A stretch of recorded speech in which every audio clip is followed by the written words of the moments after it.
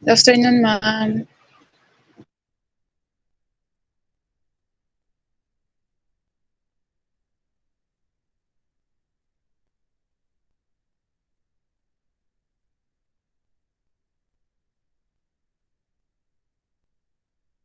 Okay, good afternoon. Wait lang we will start at, magbigay tayo ng 1 minute more, then we will start our class, our continuation on the Euclidean algorithm na po tayo. Okay, thank you.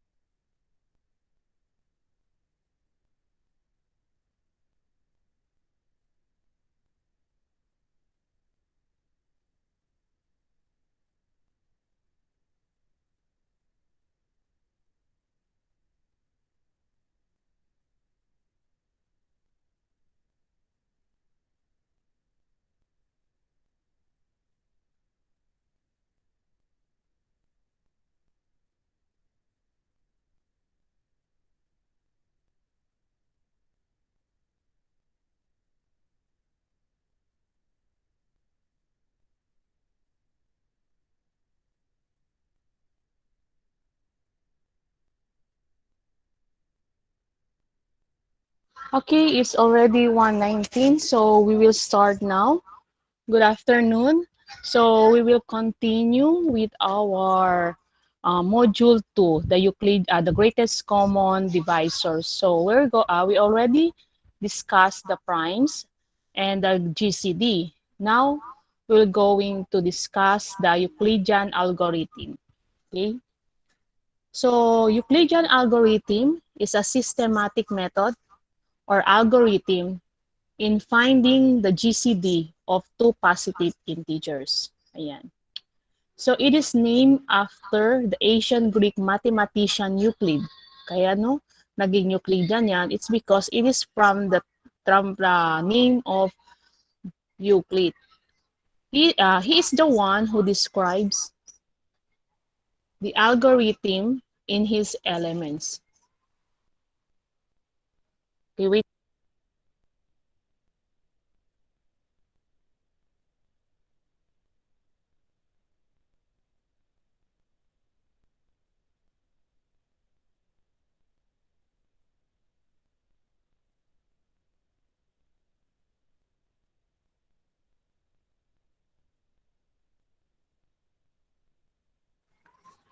Okay.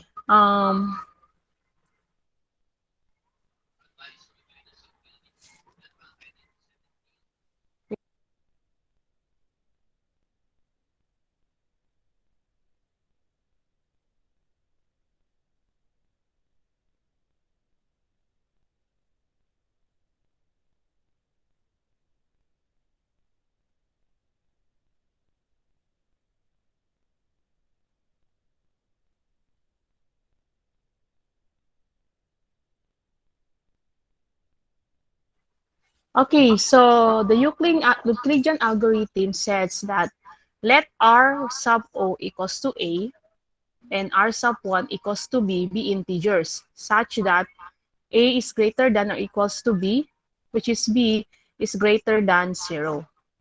So the division algorithm will be like this one, yan. And the last non-zero remainder will be this one. Okay, so titingnan natin ito, medyo nahihirapan tayo, no? So don't worry, it's better if we have an example of this so that we can we can define or we can see what really is the meaning or the definition of the Euclidean algorithm. Okay. So for example, no, sorry na lumabas na yung answer. So for example, we have two integers here, the 128 and the 72. So what will be the GCD? So instead of using the manual, yung hinahanap natin yung last meeting, no, diniscuss natin, kinuha natin yung kanyang 128 na factors and 172 and yung pinaka-greatest common divisors nila, yun po yung GCD. Now, in getting the GCD, we can use the division algorithm. Okay? So this is the division algorithm. Okay, paano nangyari itong division algorithm? So since 128 is the biggest integer between the two, so si 128, i-divide natin kay 72. So we have here 128, then si 72 times 1 plus 56. Ano po itong plus 1? It's because when we divide 128 by 72, it gives us 1 with a remainder of 56. This is your remainder, and this is the factor that you're going to multiply sa 72 para magiging 128. Okay? So after that, itong 72, yan po ilalagay natin dito, and then the remainder, yun po yung magiging i-divide natin. So this means that 72 divided by 56, this also gives us a 1 with a remainder of 16. Yan po si remainder. So, going on, we have put 56 here, and i-divide natin kay 16. And we found out that if we divide 56 by 16, it gives us 3 point something. So, si 3, yung whole number ilalagay natin, which is the 3, and the remainder po is the 8. Okay? And then, continue po natin, 16 here, and then divide sa 8. And this gives us a remainder of 0. So, since remainder of 0 na ito, magsa-stop na po tayo. And then, ano po yung GCD? The GCD is the last remainder, last non-zero remainder. And that is, ito po yung last non-zero remainder. Yung before maging 0, so ito po yung last. So that is the 8. Therefore, the GCD of 128 and 72 is 8 because 8 is the last non-zero remainder. So that is the purpose of the Euclidean algorithm. It is used to determine what is the GCD of a certain two integers. Yan. Okay? Yan, no? So, ganun po kung sample, meron kang 35 and 216. Si 216 po, kahit nasa second column, row na siya, second positive integers na siya, hindi siya yung sa first. Since ito yung the biggest number between the both of them, therefore, si 216 po ang i-divide natin kay 35. Kung sino po yung pinakamalaki, yun po yung i-divide natin. Okay? That's for the, yung kanina. Okay. So we have a lemma here for the lemma for our Euclidean algorithm.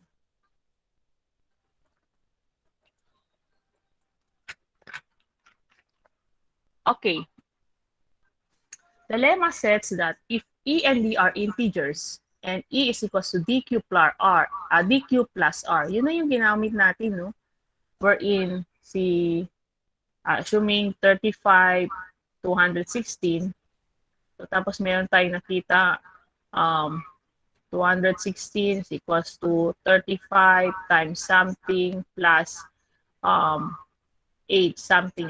Assuming yan to, no? So, ito po yung E, ito po yung CD, at ito po yung quotient, and these are the remainder. So si Q and R are the integers, then the GCD of ED is just equivalent to the GCD of TR. Ito daw. Okay? Yan po yung lemma. So in expressing greatest common divisors as linear combination, the Euclidean algorithm can be used to express the greatest common divisor of two integers as a linear combination of these integers. Yan po. Okay, so we have another example here. Sinabi si 128 and 72, the GCD is 8. Ngayon, we were going to use this to create po yung lemma kanina, ito, no? Ito. So, i-create natin itong equation na ito. Ayan. So, we have there, no? Wait, explain ko lang yan. Ilabas ko lang lahat. Okay. So, for example, sinabi, what is the linear combination of 128 and 72? So, ibig sabihin, kukunin mo yung linear combinations wherein is E is equals to DQ plus the R. Ganito ang kanyang itsura. Okay. So, since the GCD is 8, so si 8 po ang ilalagay natin. Ngayon, saan ito nakuha? Si 56 and 1 plus 16 times negative 3. Okay. Babalikan natin yung ginawa natin kanina. Wait lang ha. Okay, this one. Okay. Wait lang. I will just i-copy ko muna ito. Okay? Para i-discuss natin. Sana yan? Dito.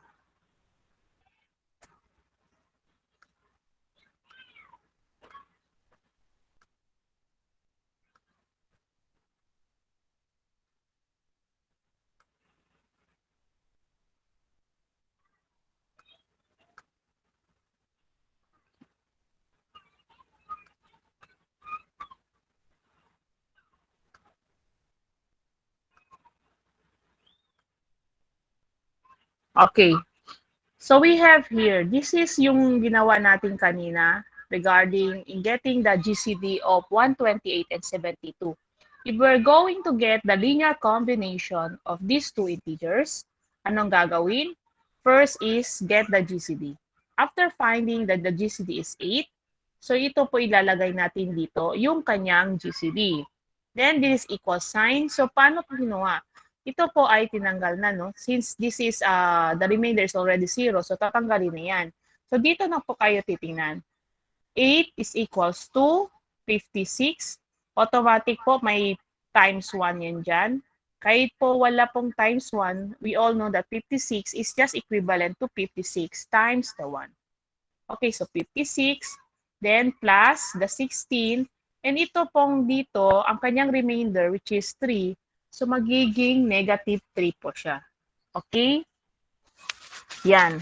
After that, ang susunod, kasi ang susunod sa dito is this one, di ba?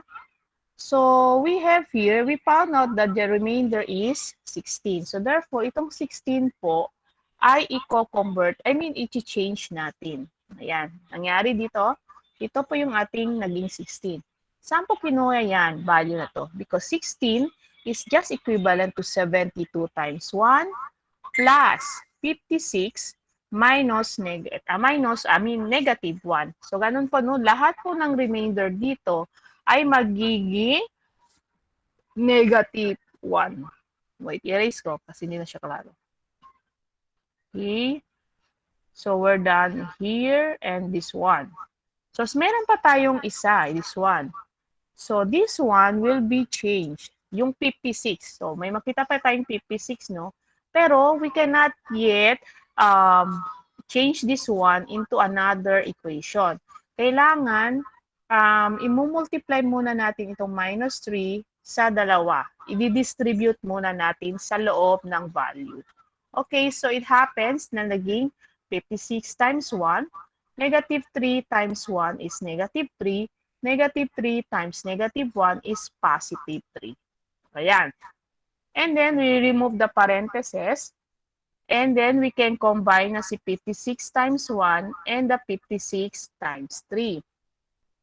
Since this is a positive, therefore, yung 1 and the 3 will be added. Si 56 po, hindi po natin i-add. Yung 1 and 3 lang. Okay, this will give us 56 times the 4 plus the 72 times the negative 3. Ngayon, pwede na po kasi this is already in the two term. Kasi dalawang digit na adding, we have a one operation. So, two terms na siya. So, we can already change 56 now. So, si 56 po is equivalent to 128 times the 1 plus 72 times the negative 1. So, yan po. Naging si 56, ito na po yan. Don't forget the 4 plus the 72 and negative 3. Then, distribute po natin si positive 4 at magiging 128 times 4 plus 72 times the negative 4 plus 72 times the negative 3. Then, we can find out that the 72 is the same. So, we can add the negative 4 and the negative 3. And this gives 128 times 4 plus 72 times negative 7. And that's it. So, two terms na siya. We have 1 and the 2 term. Therefore, our Euclidean algorithm is 8 is equivalent to 128 times 4 plus 72 times negative 7. This is the linear combination of 128 and 72. If ever mayroon po tayong assignments or items in the quizzes regarding sa what is the linear combination of 128, 72. So, yun ang gagawin nyo. First, get the GCD and then transform the GCD into this one. Diba? So, yun ginawa natin kanina para makuha natin ito, which is the linear combination of the 128 and the 7. 128 rather, and the 72. Okay. So, I guess it's clear, no? So, yun po ang gagawin niyo. There are two steps in, yes, Abunda, yes, Abunda, good afternoon too. So, there are two steps po, no? In getting the linear combinations of these two positive integers. Ayan. So, we have also another lemma for the Euclids. Ito itawag na Euclid's lemma.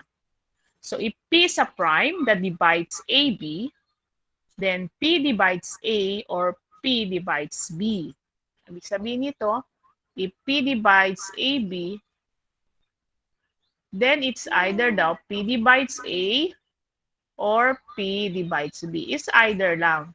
So, kung hindi si P divides A, baka nasa P divides B siya. Kung hindi naman kay P divides B, baka nandun kay P divides A.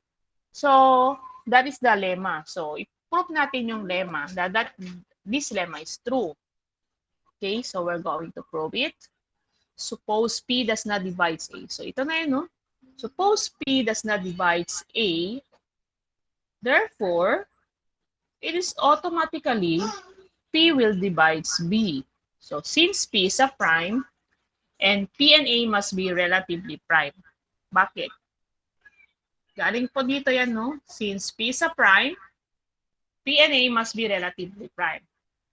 It's because we suppose na P will not divide A. Therefore, P and A must be relatively prime. Kasi ganyan po yan. Didiscuss na po natin yan sa prime, wherein if ever hindi po siya mag-divide, then they are relatively prime. Ayan. So, there must be integers S and P such that 1 is equals to PS plus the 80. So, this is the ang tawag dyan, the combination or the format of if ever P and A is a relatively prime. So, nandito po. no? So, ito yung GCD nila, which is the 1, then equal sign, we have the PS, and 80. So, si P at saka si A ay relatively prime. So, si S and P ay any integers na nilagay na natin dito, integers S and P. So, multiplying B on the equation will give us, so, i-multiply natin si B. B is now equals to PSB plus ABP. So, B times 1 is B, PS times B is PSB, AP plus B is ABP. But then, P divides AB implies AB is equals to Pn, where n is equal element of integers. Ano nangyari to? We specify that this is P is a prime that divides AB. Given po yan. So, given to. Ngayon, saan to kinuha? This is the definition of divides. So, by definition of divides, pag P divides AB, by definition of divides, AB will be equals to Pn, where n is an element of integers. Kailangan introduce nyo, no? If you're going to use a variable, you need to introduce this variable that this is an element of integers, or else magiging mali po yung ating factor. Okay. Ano pa ba? Okay, so yun, no? Next. So, saan ito kinuha? Diba, meron tayong AB dito. So, si AB daw is equivalent to Pn. Therefore, we will substitute this AB to the Pn. Where is that? Dito no, si AB. So, naging Pn na siya. And we found out that they have common P. So, lalabas natin si P. And then, we have an open and close parenthesis, SB plus NP. Kailangan itong si SB plus NP, specify natin that SB plus NP are in the elements of integers. It is because we specify S is an element of integers, B is an element of integers, N is an element of integers, T is an element of integers. Therefore, by closure property, SB plus NP is an element of integers. Therefore, kaya may sinulat akong note that SB plus NP is an integer. It's because by closure property. Because we already specified that SB, N, and P are element of integers. Okay? So since B is equals to P with these integers, by definition of divides, pwede na po siyang makikitang P divides AB. Ayan. Paano na kita, di ba? B is equals to P. Assuming Q to, no? Si Q itong SB plus NP. Automatic, P will divide B. Kasi ganito po yung format ni definition of divide. So, clearly, P divides B. Ayan. So, wait lang na. 1 minute break muna tayo. I'll be back at 1:41.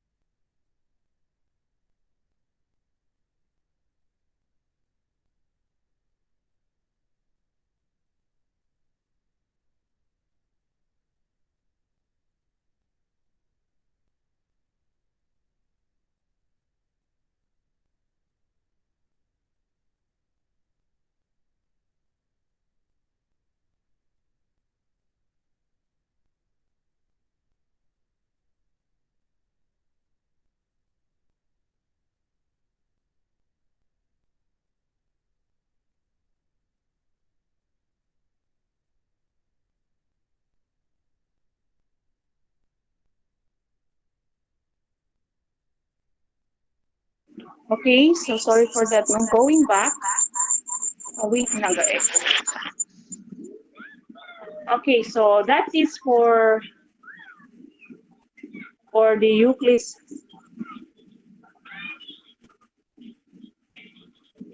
algorithm, lemma, rather. Now, we're done with the Euclid's algorithm. So we say, we define, we identify what is the usefulness of Euclidean algorithm in getting the GCD, and how to create the Euclidean algorithm or equation of a certain um, two integers. Yan, no? Yan. So, we're done with it, and then we're now here with the fundamental theorem of our arithmetic. So this fundamental theorem of arithmetic is part also of a subtopics under the primes and greatest common divisors. So ang sinabi dito, every positive integer greater than 1 can be written uniquely as a product of primes. So sinabi, every positive integer greater than 1 can be written uniquely as a product of primes. So what is ibig sabihin ito? For example, we select 4. 4 is a factor of 2 times 2. And 2 is prime. So they are a product of primes. Yun po yung ibig sabihin. Every positive integer are a product of prime number. Next, meron ding 6. 6 is a factor of 2 and 3. So si 2 and 3 po are prime numbers, and they are a product, si 6 po ay a product of prime numbers which are 3 and 2. So with these prime factors in the product written in non-decreasing order. So ibig sabihin, it can be increasing order, pwede din po siyang decreasing order. Hindi ko naririnig ang boses ko.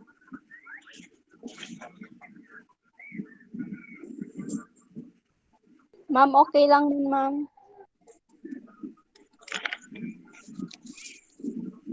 Klaro na?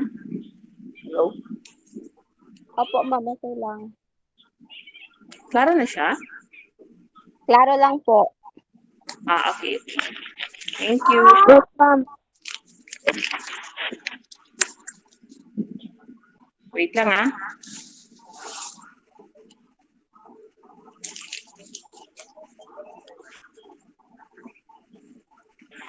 Okay. So, we have here, the fundamental theorem of arithmetics. Okay, so yun pong ibig sabihin ng arithmetic. Ngayon, for example, sorry for the 100, lumabas na siya. Wait lang.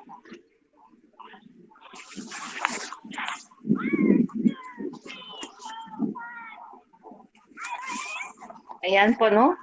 So, pinapakita ko kung paano po kunin yung mga factors.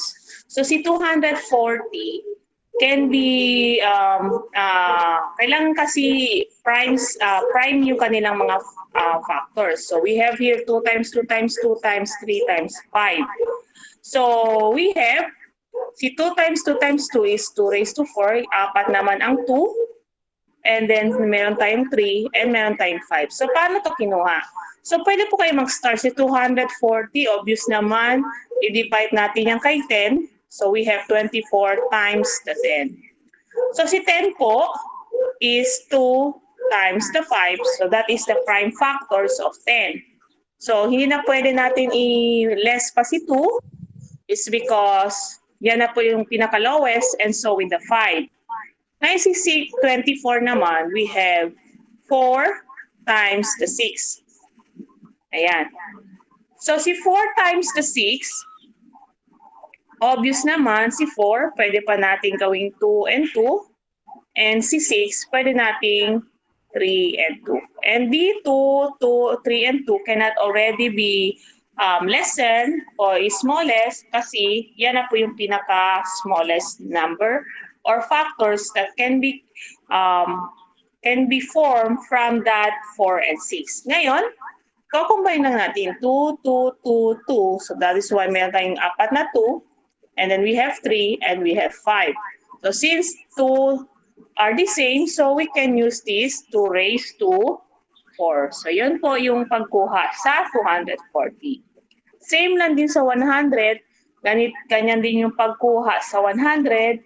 And so with the 289. Ganyan po yung pagkuha. 17 squared o yung 289. Okay? So later on, makikita nyo yung bakit introduce ko yung pagkuha dito. Because gagamitin po yan natin later on in getting a certain GCD or other value. Okay? Wait lang ah. So sorry na double. Okay. So this is a prime power factorization na ginamit. It is a factorization of integers in which the factors of primes are combined to form powers. Yan. So, you know, ang ginamit ko dito sa pagkuha nito, this one and this one, is using the prime power factorizations. Okay? Ayan. We have a lemma here under the number 4. Yung, ano ba yung number 4 topic? Wait, mahaba kasi. The fundamental theorem of arithmetic. Ayan. So the lemma for this fundamental theorem of arithmetic, sinabi daw, if A and B, ABC are positive integers such that the GCD of AB is equals to 1 and A divides BC, therefore A divides C. It's because sinabi naman dito, no, si A divides BC, therefore it divides, then it's A divides C. It's because A will not divides B kasi ang kanilang GCD is equals to 1 and they are, it's okay, Joy. So, you know, A divides C. So, ang kanilang automatic si A hindi po magdi-divides kay B. It's because the GCD of these two, which is the A and B, is just equals to 1. They are relatively prime. For example, 3 and 2. 3 and 2 are the GCD. Meron tayong GCD of 1. Automatic po, si 2 will not divide 3. So, yun po ang ibig sabihin yan. Okay? Ngayon, so ipoprove natin itong lemma. Okay. So let A be C element of positive integers such that AB is equals to 1 and A divides BC. It's because on the first part of the proving, kailangan pong, anong tawag dyan? Kailangan po nating i-assume. So, kukunin po natin dyan. We can assume if, suppose, or let ABC element of positive integers such that ABC equals to 1 and A divides BC. Pwede naman, after that one, we will show that A divides C. Pwede naman, hindi na kailangan yun. Pero, if you want, because it will be a guide for you kung ano po yung gusto nating ipakita.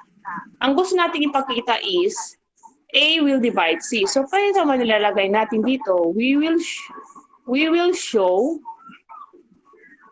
that A divides C. Ayan. So, third sentence is the content na. Yung gagamitin natin yung mga definitions, yung mga theorems, and all. Okay? So, sinabi naman natin dito, so we going back, kasi since since the GCD of AB is just equals to 1, then there exists X and Y element of integers such that, yan. So, itong GCD, transform niya na into this figure. So, yung GCD, ito yung GCD, Ito yung I plus the B, galing po dito. Itong yung X and Y na specify natin na there exists XY element of positive integers. Okay. After that, so ano ba yung gusto nating ipakita? Ang gusto nating ipakita, A divides C. So si A divides C, so dapat may makita tayong C dito from this one. That is why we will multiply C para maipakita natin yung A divides C. Kasi sa given, wala pong C. Okay? Ayan. Dinivide natin sa C. So C is equals to ACX plus BCY. And then, get the definitions that A divides B. So sinabi na naman, note that since A divides BC, yan, co-convert naman natin nito ganyan. Or, since this is a definition of divides para, sorry, no? This is good for the definition of GCD. And this one, so going back, recap kayo sa mga previous lectures natin. This one is the definition of divides. Okay? So since in our assumptions that A divides BC, then there exists N. Kailangan may integer tayo, element of positive integer such that BC, ito po, is just equivalent to A times yung variable na ginamit natin.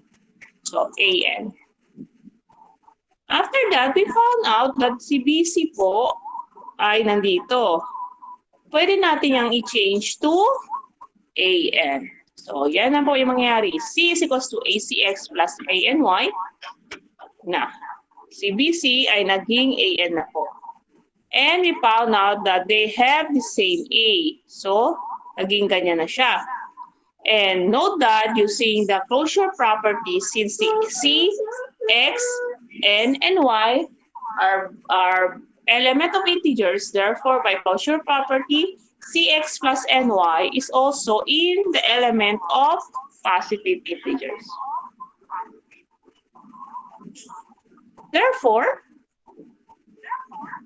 si C po and CA na mayroong ganito is in the format na of divisibility. This shows that, or clearly, A divides C. So, gano'n lang po yung pag-prove a certain lemma or a certain statement na gusto natin i-prove. Okay? So, gano'n lang po yun, no? Practice tayo sa mga provings and so on. So, take note, Thursday will be, you're going to have same pa rin activity. Para practice po tayo. Kasi ganun po para so you have an idea on how to prove, mga ganyan. Okay? Kasi sa akin, it's better that less po yung lectures, more on the practice. Because mas maganda po yung learning by doing. Okay. Okay, we have another lemma. So if P divides A1, A2, and so forth, AN, where P is a prime, A1, A2 to AN are positive integers,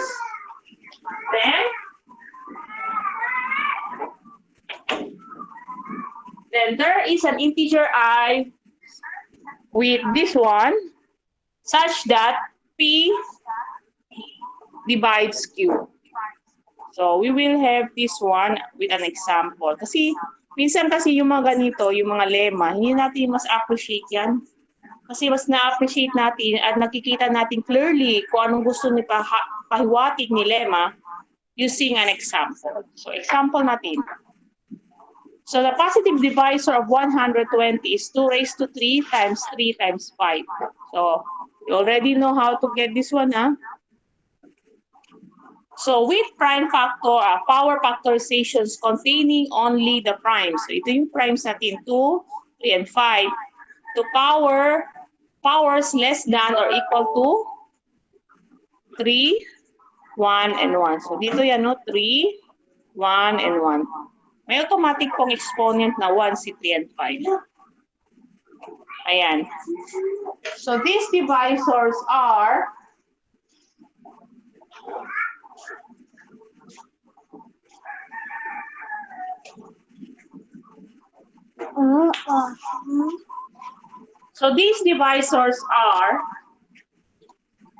yan.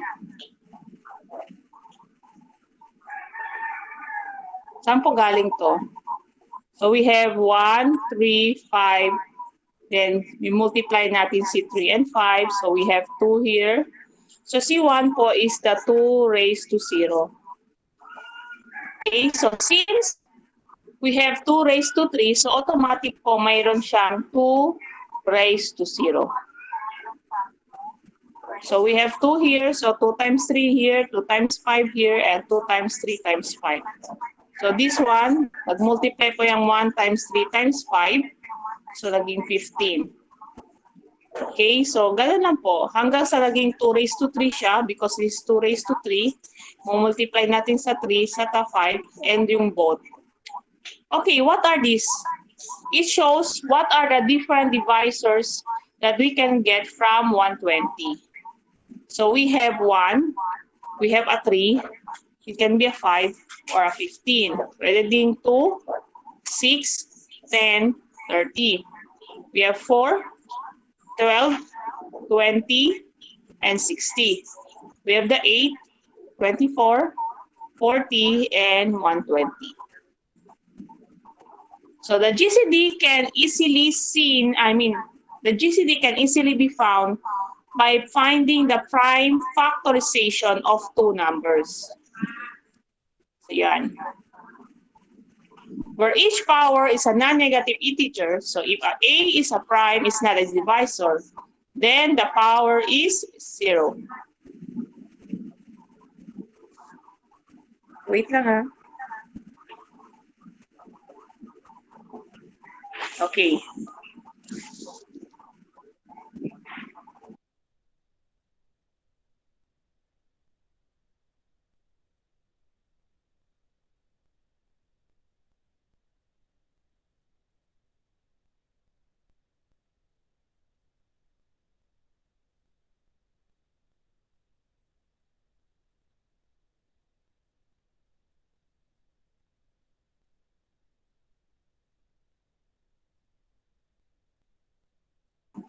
Okay.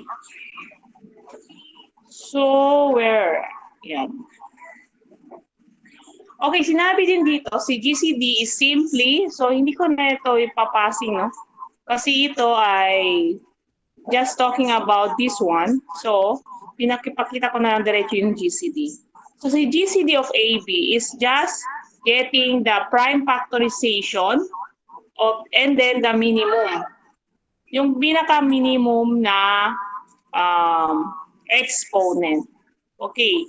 For example, yung 120. Okay, so we have 120 is 3 raised to, wait, going back. Okay. 120 is 2, erase ko muna. 2 raised to 3 times 3 times 5. Okay.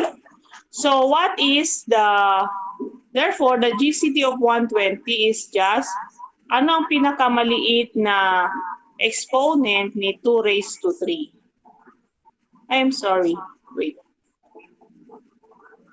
Si 120 lang pala to. Okay, I guess there is an example there sa kabila, no? I'm sorry. Wait. Dapat dalawang variables to. So kung walang example dun sa kabilang slides, I will just give you an example kung ano ibig sabihin nito. The GCD is just getting the minimum of each prime factorization. Okay? Wait, no? Since there is a GCD, there is also an LCM. Wait lang ah.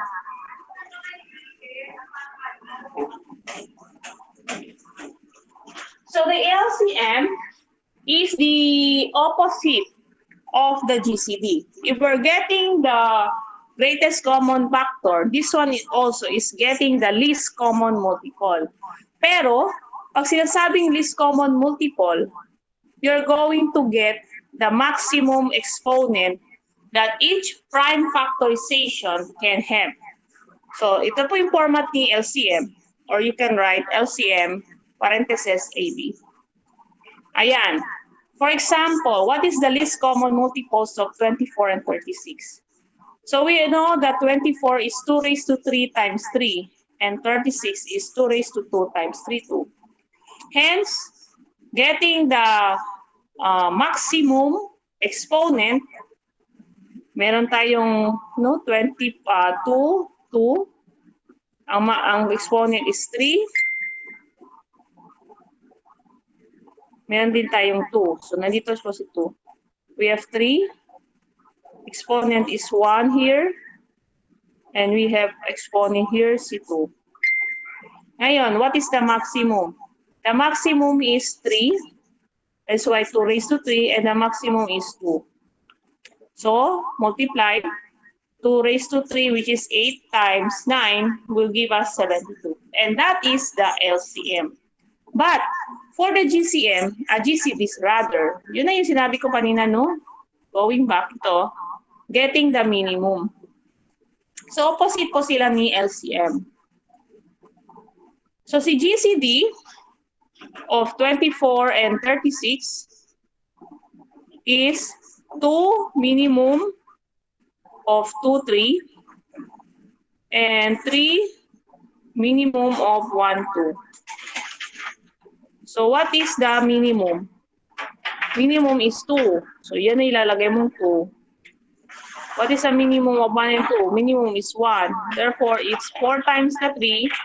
And this means that the GCD of 24 and 36 is 12, while the LCM of 24 and 36 is 72. Ayan. Ganyan lang po yung pagkuha ni GCD and LCM. Take note ha, kasi lalabas yan sa ating seatwork, sa ating quizzes, or sa ating midterm examination. Okay. So we have a lemma here. Ang sinabi daw, if x and y are real numbers, then the maximum xy plus the minimum of xy is just equivalent to the x plus y. Ayan. How will you prove it? So automatic naman, no? Kasi si maximum, which is the GCD, plus the minimum, which is the maximum, which is the LCM, plus the minimum, which is the GCD, it will just give you the 2 variables. Okay? So wait lang, may tawag ako. Maraming mag-install. Okay, wait. Sandali lang.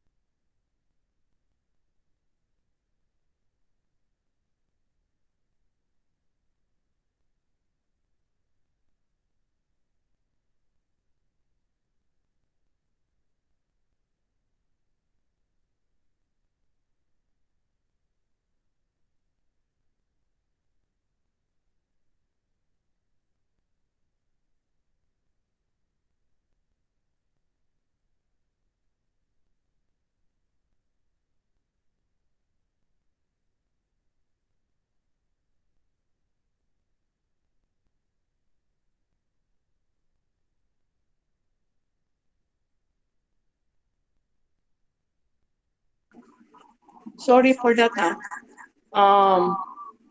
May tumawag kasi from the office. Okay. So, for example, proving tayo, no? Automatic naman, si GCD and the LCM, they are just the opposites. So, if you're going to combine them, this will give us the two variables. So, improving this one, ganun lang po. So, if x is greater than y, kasi kailangan natin pakita if ever si x is greater than or equals to y.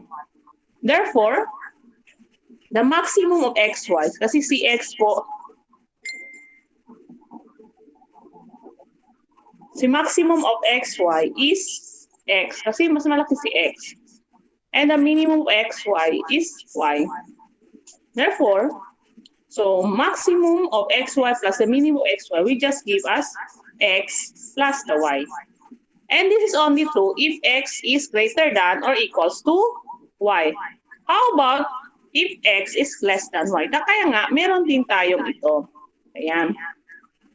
So if x is less than y, therefore, the maximum of x and y is equals to y, and the minimum of x and y is x. Kasi mas maliit si x kaysa kay y. So the addition of this is just y plus x, or if we arrange it from in order, so x plus y. So same lang din siya, no? Therefore, if x and y are real numbers, then the maximum of x plus y and the minimum of x plus y is just equivalent to x plus y. This is all true because if x is less than or equals to y, ganun pa ang answer. And if x is less than y, ganito pa rin ang answer. So, this is all true for any real numbers. So, yun po yung lemma ni if x and y are real numbers, then the maximum of x and y plus the minimum of x and y is just equivalent to x plus y. Ayan. So we have another theorem. Itnang ko muna, ha.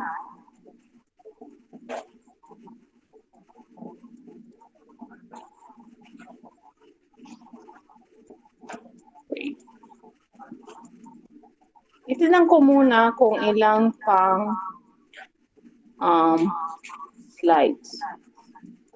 Okay. So we will stop here, no? Saan tayo mag-stop? Dito kay theorem.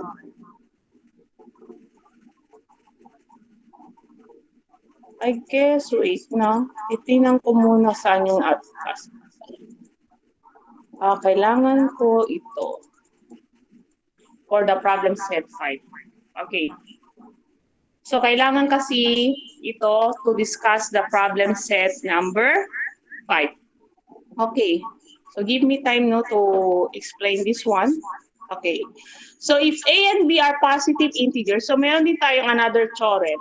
So, if a and b are positive integers, then the LCM is equivalent to AB all over the GCD of AB, where LCM, AB, and the GCD of AB are the least common multiple and the greatest common divisors of A and B respectively. Okay? So, yan. Ginamit lang dito, no? So, we assume, ayan. Hindi ko na isa-isa sabihin itong assume. So, kinuha to, no? So, assume. And then, we have here the definition of LCM. So, we all know that this one is the definition of binigay natin yung kanina. And this one is for the LCM. Okay, so if we combine the GCD and LCM, so ganito ang mangyayari. Tapos, i-regroup natin, i-regrouping, so combine si P1, P2, and sa Pn. And then, we combine all of the exponent of A and all of the exponent of B. And then, combine the same P1, the same P2, and so with the Pn. And we found out that this one are just a factor of A and B, which is equivalent to AB. Therefore, from here, no, pwede nating makita na, what happened? Sorry for that. So from here, pwede nating makita na si AB, the LCM of AB is just equivalent to AB divided by the GCD of AB. So, nandito po si GCD. Ay, sorry. Ano nangyari sa akin? Sorry for this. Yan. Oh, wait. So, dinivide po sa AB, so naging ganito po siya. So that is the theorem for this one. So if A and B are positive integers, then the GCD, the LCM of AB is just equivalent to AB divided by the GCD of AB. Ayan. So we have from for this number 4, meron po tayong subtopics wherein is the special case of the Dirichlet's theorem. Ayan. So hindi ko na i-discuss yung definition ha. Please read it na lang. Yung definition or na doon. Sorry. Ito. Ay! Ito pala. Ito. So I'm going to focus on the proving. Sinabi kasi doon, dito kasi sa definition ni Dirichlet, nag-error talaga ang aking mouse. Wait lang ha.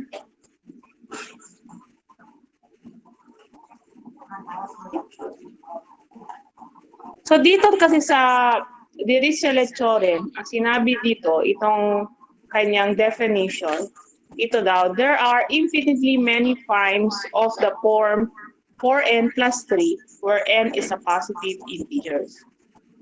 At sinabi din, kasi yung definition kanina, which is yung maraming paragraphs, bale, ginawa niyang sub-theorem and lemma. And these are yung ipipakita ko ngayon.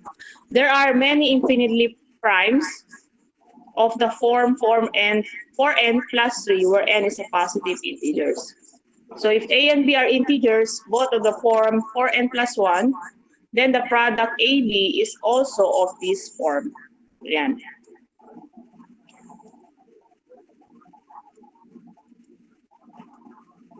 O, yan, no? Yan po yung proof. Since AB are both of the form 4A plus 1. Sinabi naman dito, no? Si A and B are both of the form 4n plus 1. Therefore, there exist integers R and S such that, ayan, so si A ay naging 4R plus 1 and si B 4S plus 1. Pero itong si A and B are just the same of the form 4n plus 1. Meron silang factor na 4 at additional na plus 1. Yun po yung ibig sabihin dyan.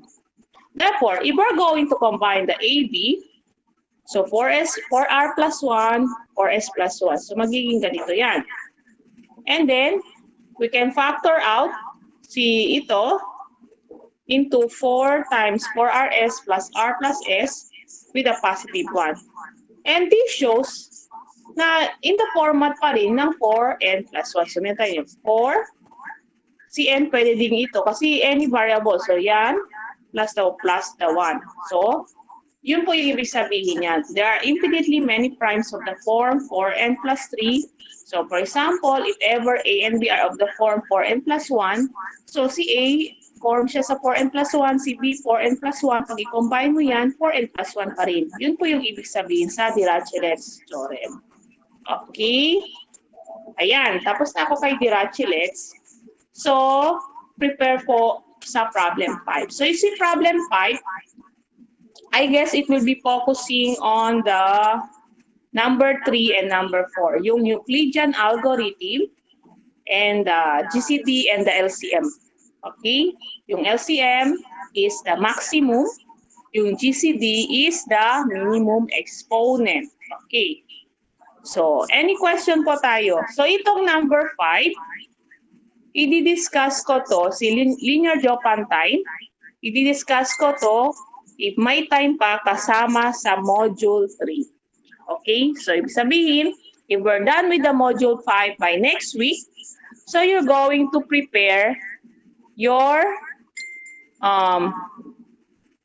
your quiz number 2 by next week also.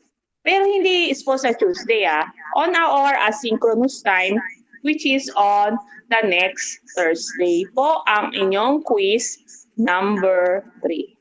And it is an identification and multiplication type of exam on your quiz number 3. Pero yung mga assignment and activities, which is a 1 week deadline prior upon posting, it is for an essay type wherein you need to prove or you need to do a solution or solving. So, any question?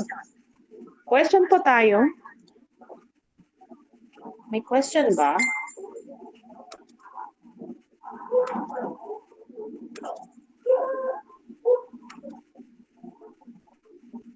My question, I guess if no more question and it's already 5 minutes more for our activity. So with no more question, can you open your camera for my documentation? Please open your camera.